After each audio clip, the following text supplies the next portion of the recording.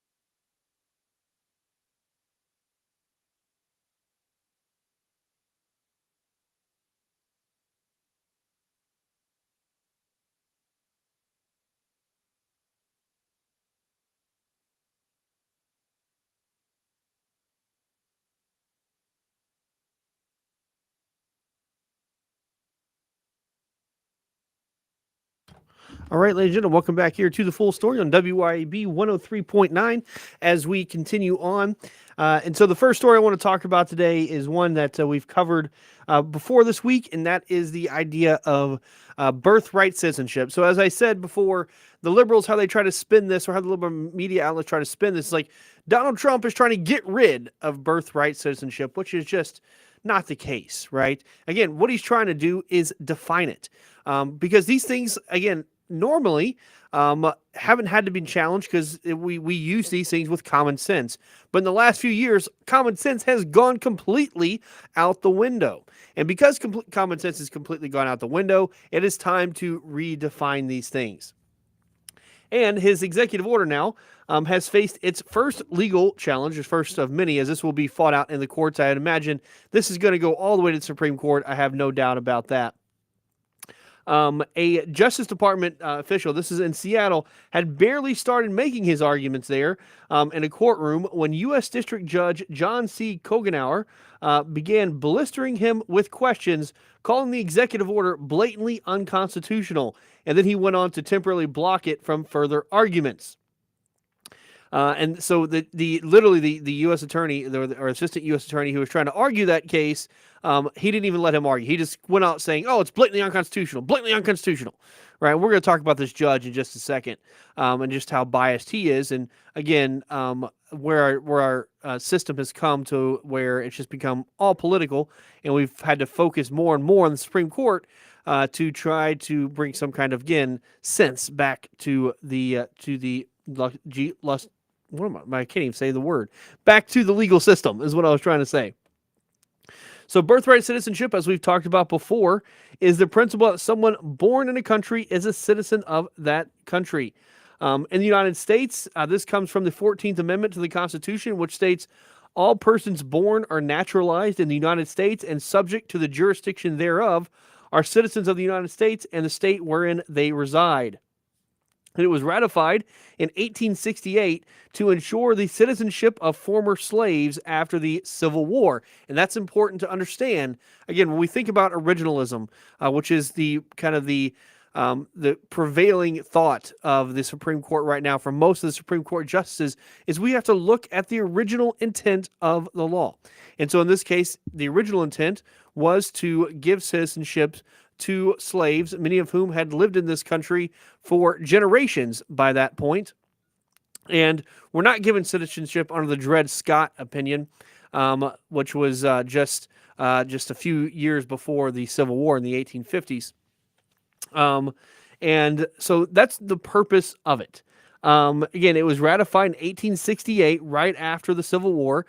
It's the 13th, 14th, and 15th Amendments, which are usually called the Reconstruction Amendments. Trump's order, his order asserts, and the argument that the Justice Department is going to bring, is that children of non-citizens are not subject to the jurisdiction of the United States. Critics of unfettered immigration have argued that how they're currently applying the citizenship, birthright citizenship, provides an incentive for people to come to or remain in the U.S. illegally. They know that if they have children in the U.S., those children will be citizens who may later petition for them to become legal permanent residents themselves. This is what they have called before anchor babies, for instance. Have a kid here, and then you're going to guaranteed citizenship here, and then you can also be guaranteed social services and also not provide anything to this country. In an effort to, curb unlawful immigration, Trump issued the executive order just after being sworn in for his second term on Monday. Trump's order drew immediate legal challenges across the country, with at least 5 lawsuits brought by 22 states and a number of immigrant rights groups. And in 1898, so this is an important part, is that, these judges like this, they say, oh, it's blatantly unconstitutional. It's blatantly unconstitutional.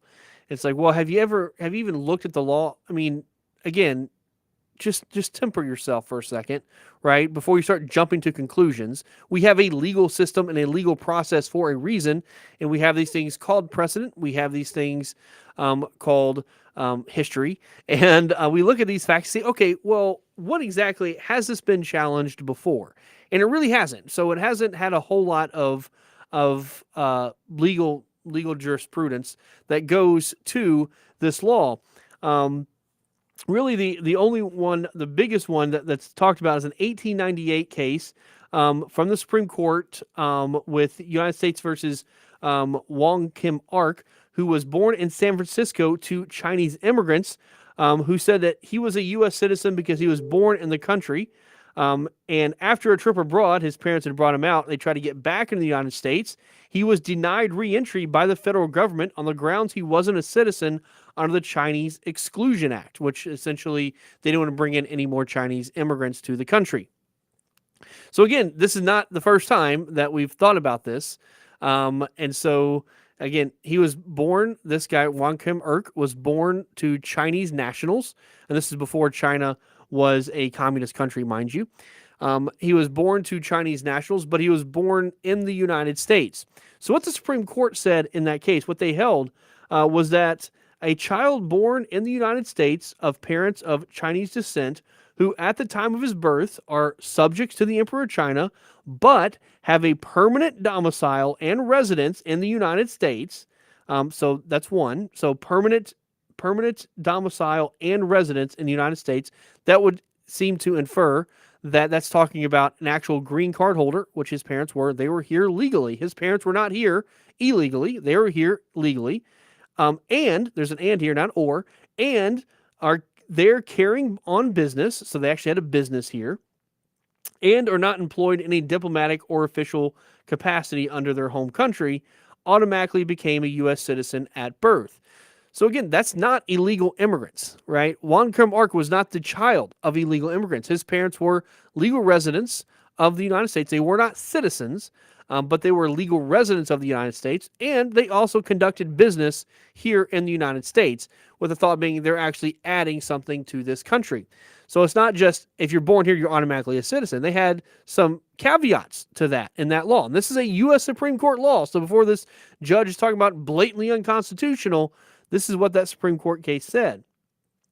Now, the court's dissenters, the dissent in that case, argued that being subject to the jurisdiction of the United States meant not being subject to any foreign power.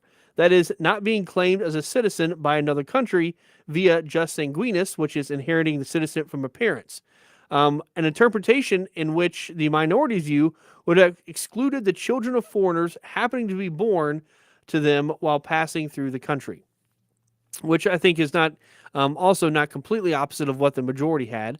I think that's, and today that may be more of a concurring opinion for different reasons, right? We agree for different reasons that the parents just aren't passing through. Again, that also makes sense because what they're trying to currently say is that, hey, if someone is here visiting and they just happen to have a baby, then that person is now a U.S. citizen. So the question is, we've talked about jus solis, which is birthright citizenship, versus jus sanguinis. Sanguinis is Latin for blood. Jus soli is Latin for soil or land, right? So birthright here, being born here on the land.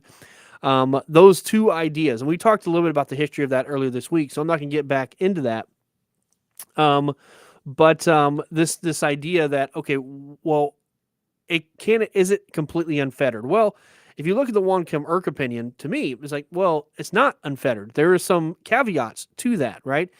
Because it wasn't just if the ratifiers and the people who drafted the 14th Amendment would have made it unfettered, they could have made it unfettered in that amendment. They could have easily have said in the 14th Amendment that anyone born all persons born in the United States are citizens. They could have just said that, but no, they said all persons born are naturalized in the United States and subject to the jurisdiction thereof. They added that for a reason, right? Not just it's not just there as a pass on. Oh, and subject to jurisdiction. That's an actual requirement. It's not just one thing. Just being born here is not the only thing that's right there in the 14th Amendment. That's pretty clear. And then you see the Wong Krim Ark opinion, which also which kind of I think outlines that. And I think the Supreme Court looks at that and say, hey, you know, a child of an illegal immigrant, especially someone who is breaking laws here, they're not subject to our laws if they're already breaking laws, right? For illegal immigration. You could go on to further and say people who are here on temporary visas are not here because again they are citizens of another country, and they are not here permanently. They're not here to better the country. They're here temporarily for whatever reason. And therefore, their children would be, because their children would be citizens through jus sanguinis, right, or by the blood, then they would in fact be citizens of that country, right? So most of your European countries follow the jus sanguinis principle or citizenship by blood. So, an example would be if a couple from France happen to be here and they have a baby here while say they're teaching at a university, for instance, right? Let's take it to that point. And that child was born here in the United States. Because that child has French parents, they would be a French citizen under the French laws of jus sanguinis, and they would therefore not be subject to the jurisdiction of the United States because they would in fact be citizens of France. That child would be a citizen of France. So this idea of, can you be born with dual citizenship, right? That's an interesting little piece of that.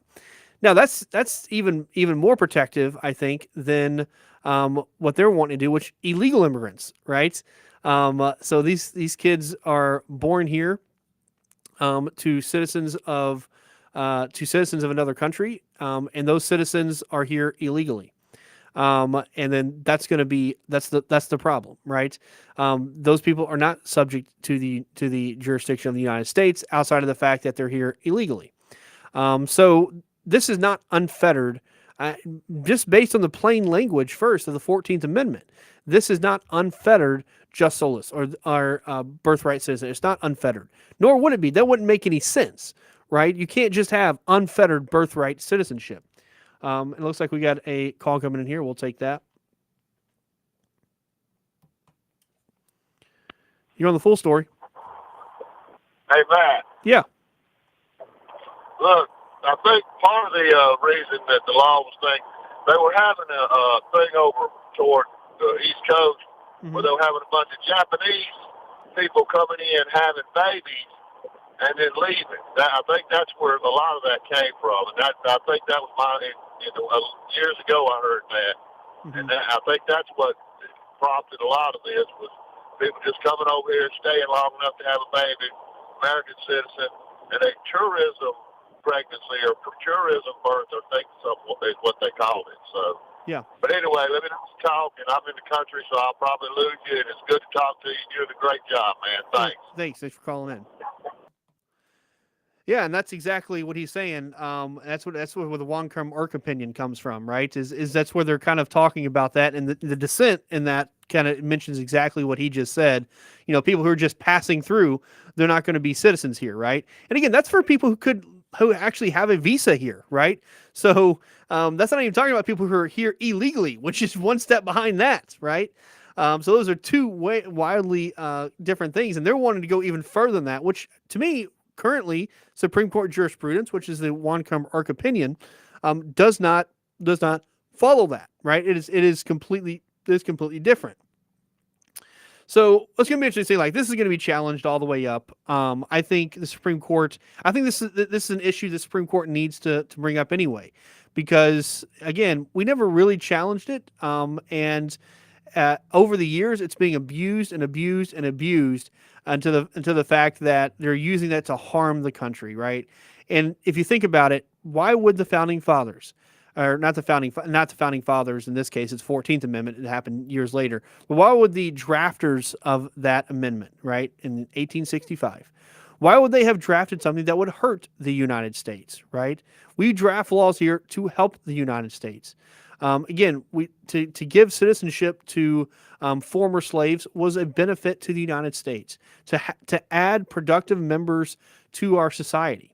And in fact, it's very interesting. They didn't and I talked about this earlier in the week too. I think it was 1918, if I can remember correctly. But it was early 19. I believe it was 1918, but it was early 1900s, where they didn't even extend citizenship to American Indians, right? Because they were born on reservations, and because they were not subject to the jurisdiction of the United States, they were subject to tribal law. They were not considered citizens until 1918. So you look at that again, thinking about what the mindset of the drafters were of that amendment. They didn't even consider them, and they've been. If we were to talk about just Solus, no one's been here longer than American Indians, right? They have been here longer than any of us. They've been here for thousands of years, and they didn't even get just Solus, right? Birthright citizenship when they've been on this soil for longer than anybody else. Again, puts that in perspective, is that, hey, this has gone on for way too long. All right, so what's next for the legal challenges? So the judge's ruling on Thursday was a temporary restraining order blocking the administration from enforcing or implementing Trump's order nationally for the next 14 days. And to me, it's always kind of crazy about how our laws work, and that one little district judge in Seattle can stop something nationally. I think that gives them way too much power. That's something else maybe we need to look at. That'd be, I don't know if that would require an amendment to the Constitution, or maybe just how we look at things, because if nothing else, it should just apply to their district. But this is how it goes. One little district judge can make it stop for the whole of the United States. But anyway, that blocks them from enforcing Trump's order nationally for the next 14 days. And over the next 2 weeks, the sides will submit further briefings on the legal merits of the executive order. Kogenauer, the judge, remember, he scheduled another hearing for February 6th to hear arguments on whether to issue a preliminary injunction, which would block the executive order long term while the case proceeds. In the meantime, some of the other cases challenging the order are also getting underway. So the next hearing is in a case brought in Maryland by CASA, a nonprofit that supports children who have been abused or neglected in foster care. And why CASA is getting involved in this is kind of blows my mind. Because again, I guess because they look after immigrant children, but why they care about citizenship, they should be helping children regardless of their citizenship status. And maybe they're doing it for federal money. Who knows? But nonetheless, they're one of the groups that have brought up, and that's going to be set for February 5th at U.S. District Court in Greenbelt, Maryland. Another lawsuit led by New Jersey on behalf of 18 states, the District of Columbia and San Francisco, and a challenge brought in Massachusetts by Brazilian Workers Center, do not have hearings yet scheduled. Aside from arguing the executive order's constitutionality, the states say the order would subject all the children affected by it to deportation and make many of them stateless. It would strip them of their rights to render them unable to participate in economic or civic life, according to what they argue. And again, this is that black or white argument, is that no, the whole idea is that these children do have citizenship otherwise. They have citizenship of their parents' home country. They can go back there. Right? They go right back there with their parents who are here illegally, right? That's always been the argument that people say, oh, they have children here. You can't deport them. They have children here. No, take their children with them, right? They don't have to leave their children. Take them with them. Again, they have citizenship there too, right? Now, if there are one or two cases where it happened to be a stateless person, sure, we can look at those up individually. But the idea of that being this huge problem, it's just not true.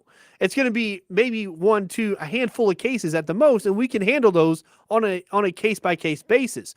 But to say they reject the whole thing, or there may be stateless children, no. The vast majority of these will have the citizenship of their parents, and then go right back home with their parents as they can return to their country of origin. Real simple, right? Again, returning common sense to this, because they always try to bring up these arguments. Oh, the children. That's all you're trying to do is hurt the children. No, I just want the children to go with in fact, I want the children to stay with their parents. I want them to stay with their family, and their little family can go back to the little country that they came from. Real simple. Not that hard. Not that hard to understand at all. But again, that's the kind of the black or white argument. It's not one or all, like they always want to make it seem. And The idea that it would strip them of their rights and render them unable to participate in economic or civic life? Sure, because they're not citizens here, right? So yeah, it would strip that right. It would strip the citizenship right because you're not citizens. You have rights here as a citizen, and if you're not a citizen, you don't have those rights. That's pretty simple to me. Again, doesn't seem like a negative thing. They have citizenship rights in the country they're from, and the country their parents are from. Not that hard. Kogenauer did not detail his reasoning during Trump's hearing, but his assertion that the order is, quote, blatantly unconstitutional, again, a statement where he obviously doesn't look at the law, but most liberal judges don't actually look at the law, as well as point-blank questioning of DOJ Attorney Brett Shumate and his lack of questions for Washington Assistant Attorney General Lane Palazza suggest he agreed with the state's arguments. You think he didn't even question the liberal Attorney General, just kept hammering the Department of Justice official without even questioning the other person. Right? It's like, come on, man. At least try. At least, I mean, they don't even try to show any kind of impartiality. Right? Saying, you know what? Let's try to look impartial. No. Just throw that out the window. Let's just show how impartial we are. You're completely wrong. Now I'm going to give you 2 weeks to tell me why you're completely wrong or why you're not completely wrong. But I'm telling you right now, I think you're wrong, and you can tell how I'm about to handle this. That's exactly what he's been doing. He said that Judge Kogenauer said, "I've been on the bench for over 4 decades. I can't remember another case where the question presented was as clear as this one." And again, have you not looked at the prior Supreme Court law on this? Because it's not black and white. Like most legal issues aren't, because legal issues involve humanity, and humanity is not black and white. So for him to say, "Oh, I can't think of a more clear case," well, then if that's the case, then you haven't read the law, my friend, Judge. You just haven't done it. You haven't read the law. And you haven't read the Constitution itself, the 14th Amendment itself, which clearly is not one and done. And 2, you haven't read prior Supreme Court decisions or other decisions in regard to this right. So again, just shows he's not a great judge. So who is this judge? Because when we talk about he's not a great judge, I always find it interesting to talk about and see who these people are. So Kogenauer, and I hope I'm saying that, and maybe Coffenauer. It's one of those things. I'm going to go with Kogenauer, but it could go either way. He's 84 years old, first off, so why he's still on the bench, I don't know. Maybe it's time to retire. He was actually appointed to the bench by President Ronald Reagan in 1981. Graduated law school in 1966, so he's been around a minute. And he is what they call on senior status, but he decided to take this case. He was what did I say? Sorry. So interesting enough about Kogenauer is that even though he was put on by President Ronald Reagan, he has not had a really great record. So among the thousands of cases that he has handled, covering everything from criminal to environmental law, he is probably most famous for that of the Millennium bomber, Ahmed Rassam, who was arrested entering the U.S. in December 1999 with a trunk full of explosives and plans to bomb Los Angeles International Airport on New Year's Eve. Kogenauer repeatedly butted heads with federal prosecutors during Rassam's sentencing, disagreeing about how much credit he should receive for cooperating with authorities after his conviction. Twice, Kogenauer was sentenced Rassam to 22 years, far less than prosecutors were seeking, and twice the Ninth U.S. Circuit Court of Appeals overturned him because his sentence was so low. That's pretty crazy when the Ninth Circuit, which is the most, by far, not even close, by far, the most liberal appeals court, right, in the nation, had to overturn you for too low of a sentence. That is great. You're not going to see that very often, right? Because they are ultra liberal. And I mean, they've gotten thrown down by the Supreme Court several times over the last 20 years. But if they're saying, "Oh man, that's too liberal for us," then that can tell you all you need to know about Kogenauer, especially when he says, "This is the most clear-cut case I've ever seen. I can never see any other choice," which just tells me that you haven't read the law, and you've already pre-decided based on your own opinion and not on the actual law itself. Okay, we're going to take another break right here. When we get back, I want to talk about Trump and Ukraine. If you want to call in during the break, number 601-879-0002. But keep it tuned to the full story on WYAB 103.9.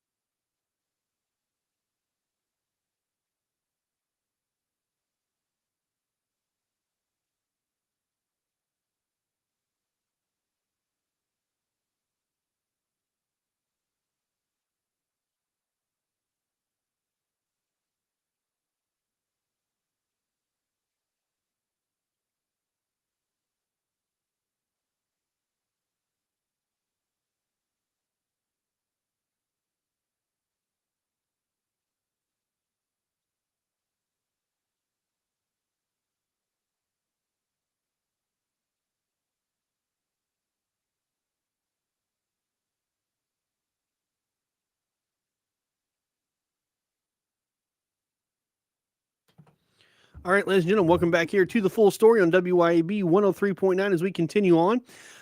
So obviously, on our show, we cover a lot in regards to the foreign conflicts, right? We've covered in detail what's going on in Israel with Hamas and Israel and Lebanon and Hezbollah.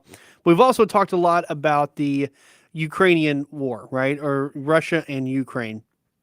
And a big part of it is, like anything, there's no real angels on any side of a conflict, just like with Israel and Hamas, both sides. It's war, right? So things are bad on both sides. And there's no real, like in the movies, there's always a clear hero and a clear villain. It's not necessarily that clear in real life, as those lines are often blurred. Which is why our founding fathers have said that, hey, with foreign conflicts, let them handle foreign conflicts. We will stay out of them, right? Because, again, who are we to decide who's right, who's wrong, who's not, who's what, right? Let's let them decide. Let's focus on us. Let's focus on our own defense. And what the Monroe Doctrine says, let's also focus on the Western Hemisphere. Let the Eastern Hemisphere burn, because they always have and they always will. But Donald Trump had a chance to sit with Sean Hannity in the Oval Office for a pretty long interview. We've covered parts of it before, and I want to cover some other things here. As President Trump has called for an end to the Russian war as part of his first sit-down interview with Sean Hannity, and saying that Russian President Vladimir Putin should never have launched his full-scale invasion in 2022. So I'm going to play for you the parts of that interview he had here, as we can hear his what he thinks. Small. All right, let's go. You sent out. In other words, technology is changing. And we have to be in the front of it. We have to be. And you said that about AI, which I believe is brilliant. You put out a truth on Vladimir Putin today. Yeah. You seem to have had a relationship with him that, and you've talked about ending this war in Europe. And you want to end it quickly. How quickly can it end? Should end immediately. Should have never started. That would never have started if I were. I used to talk to Putin about it. Ukraine was the apple of his eye, but there was no chance that he would ever do it. And he didn't do it. For 4 years, he didn't do it. Have you spoken to him? I don't want to say, but I will tell you, it's got to end. And if you look at I'm just talking from a human life. I don't care, Russia, Ukraine, US. These are human beings that are just being slaughtered on this battlefield by the millions. They've already died in cities. The cities are like demolition sites. Many people died. One thing with the Ukraine war, you're going to find many more people died than think. This is a war that should have never started. Biden did a horrible, horrible job in allowing that war to start. Should have never started. It would have never started. It wasn't even tough from that standpoint. One thing, so he allowed energy to go up, way up. If he brought it down, the war wouldn't have started because Putin wouldn't have had the money. Putin makes all his money on energy. And Biden let it go to a record, and Putin had so much money, he was able to do it. So, but that's only one thing. That wasn't even the biggest reason. What was said at the time was so bad. I said, he's going to drive that guy into doing this. A minor incursion? When he said Well, he that? used the word minor incursion. That And was don't. bad. But he said things worse than that. And Putin shouldn't have done it, too. I mean, I'm not blaming the only one. Putin shouldn't have done it. He shouldn't have done it, and it has to stop. Do you know they've lost about 850,000 Russian soldiers and 700,000 Ukrainian soldiers right now? And the Ukraine has been devastated. Devastated. Will it be a negotiated settlement, and will you lead the negotiation? Well, I hope so. And I put out a truth today that's really strong, and I mean it. And if they don't do that, I'm going to put massive Explain. If tariffs. they don't do what? If they don't settle this war soon, like almost immediately, I'm going to put massive tariffs on Russia and massive taxes and also big sanctions. And I don't want to do that. You know, I love the Russian people. They're great people. I don't want to do that. But we got to get this war ended. And if they don't make a settlement like fast, and Zelensky, I will say this, he wants to settle now. He's had enough. He shouldn't have allowed this to happen either. No. You know, if he's no angel, Right. He shouldn't have allowed this war to happen. First of all, he's fighting a much bigger entity. Okay. Okay, I'm going to stop it there so we have enough time to discuss a little bit. I think here, what a key thing here is how are we going to end this, right? Because as you hear him there, is that hey, Zelensky is no angel, but Russia shouldn't have done this. He's gonna pressure Russia to settle this, and I think it's time people come to the table with common sense approaches. Because everything that's been here so far, which has always been crazy to me, with Israel's that Israel has to give so much things over with Hamas, and they have to give over these hostages and all this. They have to give in so many, give so many. You have to give over. They have to give over so much over to Hamas. But with Ukraine and Russia, there's like Ukraine shouldn't have to give over anything. Russia shouldn't. Russia, Ukraine should get everything it wants. Complete withdrawal from Russia. Well, again, that's just not how war works. Especially with the force that is, again, Russia just has so many people and so much stuff. They can keep it going forever. So we have to come to a common sense approach here. If we're going to end this thing. And if what Russia wants is, for instance, a guarantee that Ukraine won't become part of NATO, that's gonna stop the loss of life, as you heard Trump there. Millions of people at this point, hundreds of thousands on each side. Then why not, right? We don't need Ukraine. In fact, Ukraine is just going to be a detriment to NATO. It's going to be a drag to NATO, as we have to spend more money to defend them, like we have everything else, right? There are a few countries in NATO already that hold up their end of the bargain. With one that do have it, right? It is a strategic. Is Poland, right? We have Poland. Poland's a great ally for us. They're a part of NATO, and we have that protection. So the idea that we even need NATO. Why would we want NATO? It's just going to be a detriment to us. So from our perspective, it's like, sure, if that's going to end this thing, right? And they have to understand that there has to be compromise on both sides. And so far, Zelensky is one that had no compromise. Well, you're not in a position to have no compromise, right? Whereas like us in World War II, or honestly, what I think Israel is right now with Hamas, they shouldn't have to. We didn't compromise in World War II, and Israel shouldn't have to compromise. They're the superior force, right? They've been destroying and demolishing them. But here, in this case, Zelensky is not the superior force.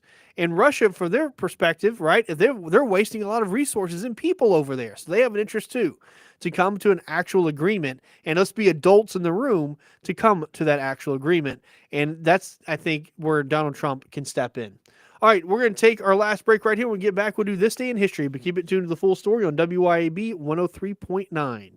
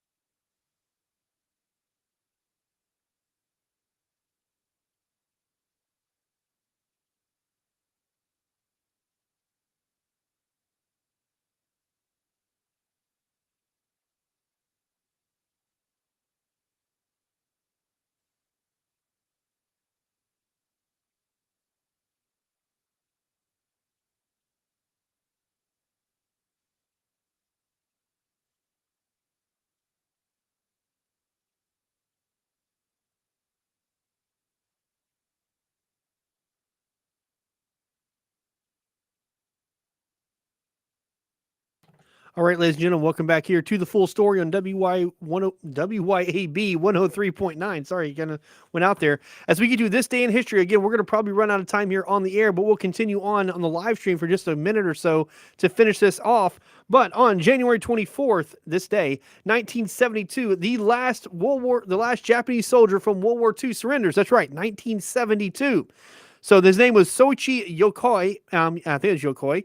Yokoi was a Japanese sergeant in the Japanese Army during World War II in Guam.